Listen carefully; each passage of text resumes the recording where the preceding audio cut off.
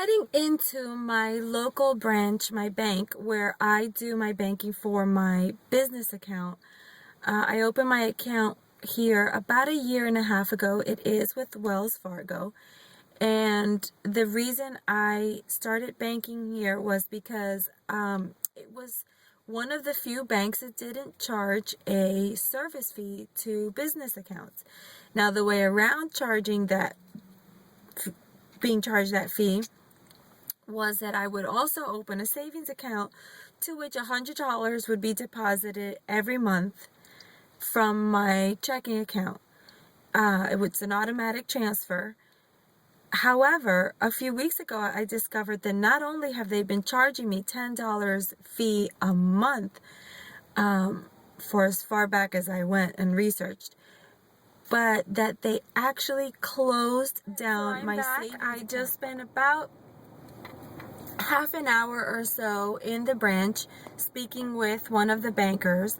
The bad news is that they informed me that there was nothing they can do about most of the charges. The fact that Wells Fargo arbitrarily decided to close my account is their own policy. The guy even tried to tell me, well, any account that you have where there are no funds for a certain period of time, and he couldn't even tell me if that time frame was 30 days or 60 days. He just couldn't even come up with that answer. Would be closed. And I beg to differ. I have more than one business. This bank happens to be where I bank for one of my businesses. And I've never had that happen before, not to mention over the course of my personal life, I've banked in many places and lived in different cities and had to do banking with different banks, and I've never had any bank just arbitrarily close down my bank account. I think that's just not a good practice, especially because in no way, shape, or form do I remember any sort of real notification. And he told me that he could go back and remove up to 3 months worth of charges, and this has been going on for about 5 or 6 months.